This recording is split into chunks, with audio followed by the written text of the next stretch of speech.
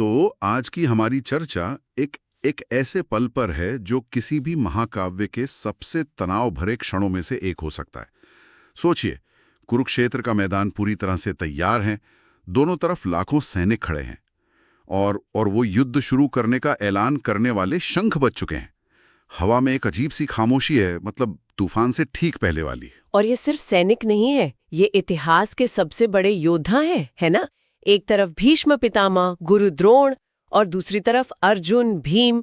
तो माहौल में आप कह सकती हैं हथियारों की टनटनाहट से ज्यादा रिश्तों का बोझ है। और ठीक इसी पल में जब सबको उम्मीद है कि अर्जुन अपना गांडीव उठाएंगे और पहला तीर चलेगा, वो श्री कृष्ण से कुछ बहुत ही अजीब कहते हैं। वो युद्ध शुरू करने को नहीं कहते, उनका अनुरोध कुछ और ही है। हाँ, और उनका वो एक अनुरोध, वो एक छोटा सा वाक्य उस पूरे ज्ञान की बुनियाद रखता है जिसे हम आज गीता के तौर पर जानते हैं। ये वो चिंगारी थी जिससे कह सकते हैं आग लगने वाली थी। बिल्कुल। तो आज हमें जो स्रोत मिले हैं उनके आधार पर हम इसी की गहराई में उतरेंगे। हम सिर्फ ये नहीं देखेंगे कि अर्जुन का अनुरोध क्या था, बल्कि ये भी समझेंगे कि एक महान योद्धा का ये व्यवहार असल में क्या दिखाता है।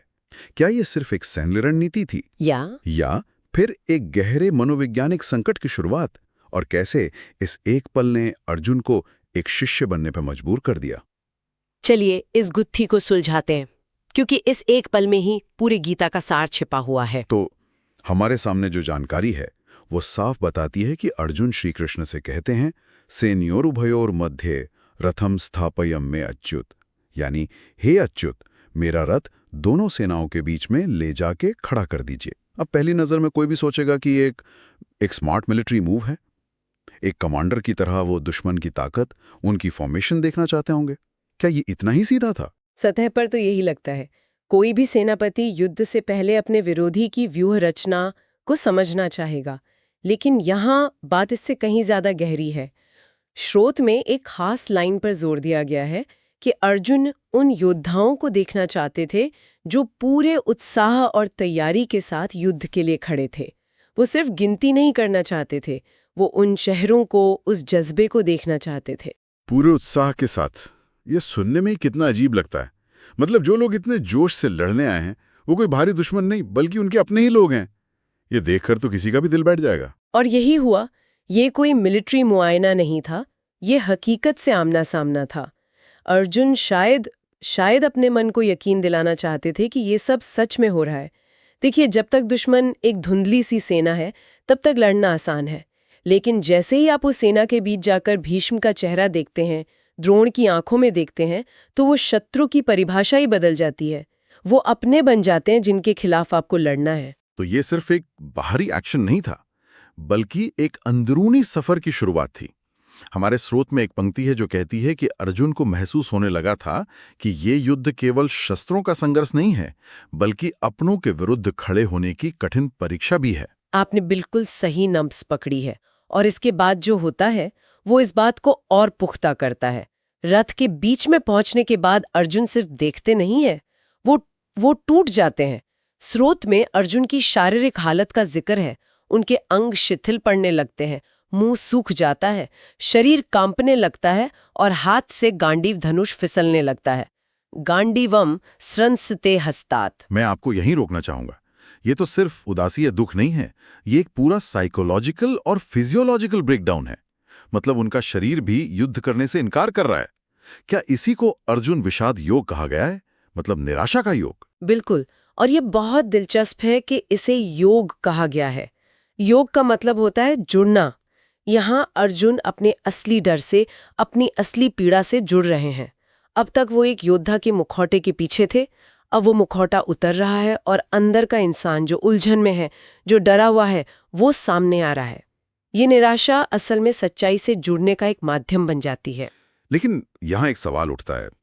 कई लोग ये तर्क दे सकते हैं कि ये एक महान योद्धा की कमजोरी का क्षण था। वो अपनी ड्यूटी से, अपने क्षत्रिय धर्म से पीछे हट रहे थे। श्री कृष्ण को तो ये सब पता ही होगा, तो उन्होंने अर्जुन को ये सब करने क्यों दिया? वो पहले ही उन्हें उपदेश देके इस ब्रेकडाउन से बचा सकते थे। ये एक बहुत जरूरी सवाल है और इसका जवाब एक सरल से उदाहरण में छिपा है। आप भरे हुए ग्लास में और पानी नहीं डाल सकते। उस समय अर्जुन का ग्लास अहंकार से, कर्तव्य के भाव से, श्रेष्ठ योद्धा होने के अभिमान से लबालब भरा हुआ था। वो सुनने की हालत में थे ही नहीं। उन्हें लगता था कि उन्हें सब पता है। इस ब्रेकडाउन, इस विषाद ने उस ग्लास को खाली कर दिया। मतलब इस संकट ने ही ज्ञान के लिए जगह बनाई। ये तो कमाल की बात है। यानी जब तक अर्जुन खुद ये ना मान लेते कि मैं नहीं जानता, मुझे मदद चाहिए, तब तक गीता का ज्ञान दिया ही नहीं जा सकता था। एकदम। ये संकट एक जरूरी शर्त थी। इसी पल में अर्जुन एक योद्धा से एक शिष्य बनते हैं।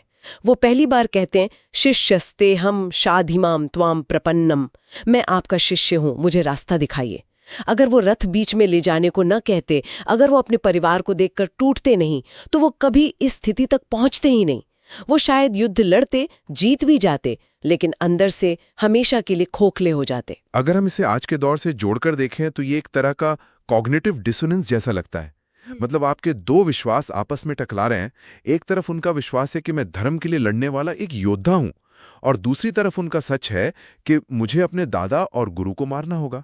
जब ये दोनों बातें एक साथ दिमाग में नहीं रह पाती तो सिस्टम क्रैश हो जाता है। बहुत बढ़िया कनेक्शन है ये। उनका पूरा वजूद, उनकी पूरी पहचान इस एक सवाल पर आके टिक गई थी, मेरा असली धर्म क्या है? क्या वो कुल धर्म है जो परिवार की रक्षा करने को कहता है, या वो क्षत्रिय धर्म है जो अन्याय के खिलाफ लड़ने को कहता है? ये धर्म संकट था, और इस धर्म संकट के बिल्कुल केंद्र में खड़े होने के लिए ही उन्होंने रथ को बीच में ले जाने को कहा था। वो इस उलझन से भाग नहीं रहे थे, वो उसके अंदर गोता लगा रहे थे। और यहीं पर एक लीडर का सबसे बड़ा इम्तिहान भी दिखाई देता है। ये सिर्फ अर्जुन की कहानी नहीं है। हर लीडर की जिंदगी में ऐसे पल आते हैं जहां सही काम और आसान काम में से एक को चुनना होता है, जहां प्रोफेशनल ड्यूटी और पर्सनल रिश्ते आमने सामने आ जाते हैं। बिल्कुल। और अर्जुन का ये कदम हमें दिखाता है कि ऐसे पलों में सच्चाई का सामना करना कितना जरूरी है, भले ही वो कितना भी दर्दनाक क्यों ना हो। वो चाहते तो आंखें बंद करके सिर्फ कर्तव्य का नाम लेकर तीर चलाना शुरू कर सकते थे। ज्यादातर लोग शायद यही करते, लेकिन उन्होंने रुक कर उस दर्द को महसूस करने का साहस दिखाया, और इसी साहस ने उन्हें उस ज्ञान का अधिकारी बनाया जो श्री कृष्ण देने वाले थे। तो अगर हम इस पूरी चर्चा को समेटें तो अर्जुन का रथ को बीच में ले जाने का अनुरोध कोई मामूली घटना नहीं थी। ये एक सोचा समझा, भले ही अनजाने में लिया गया फैसला था, जिसका मकसद अपने अंदर के सबसे बड़े डर का सामना करना था। हाँ, ये उस युद्ध का पहला अध्याय था जो मैदान पर नहीं बल्कि अर्जुन के मन में लड़ा जाना था, और इस अध्याय का नाम था स्वीकृति। इस कड़वी सच्चाई को स्वीकार करना कि जीवन के सबसे बड़े संघर्षों में आपको अपने ही उन हिस्सों से लड़ना पड़ता है जिनसे आप सबसे ज्यादा प्यार करती हैं। इस अनुरोध ने उन्हें एक अजय योद्धा की छवि से निकालकर एक आम इंसान की उलझनों में खड़ा कर दिया, और इसी वजह से वो उस अलौकिक ज्ञान को पाने के लायक बन सकें। ये एक तरह का रीसेट बटन था। और ये हमें एक बहुत गहरी बात सिखाता है। गीता का ज्ञान किसी शांत आश्रम में नहीं दिया गया, वो दुनिया के सबसे हिंसक और तनावपूर्ण माहौल के बीच में उपजा है। ये हमें बताता है कि जीवन का सबसे गहरा ज्ञान अक्सर हमारे सबसे बड़े संकटों, सबसे गहरी उलझनों में और सबसे बड़े विषाद के क्षणों में ही मिलता है। जरूरत बस रुककर उस हकीकत का सामना करने की है। वाह, ये वाकई सोचने पर मजबूर करता है। तो अंत में ये हमारे श्रोताओं के लिए एक विचार छोड़ जाता है। हम सबकी जिंदगी में अपने अपने कुरुक्षेत्र होते हैं, जहां कर्तव्य और भावनाएं आमने सामने खड़ी होती हैं। सवाल यह है कि क्या हम उन पलों से भागते हैं, या फिर हम भी हिम्मत करके कहते हैं, रथ को बीच में ले चलो, ताकि हम उस सच्चाई को देख सकें जिसका सामना करना सबसे जरूरी है।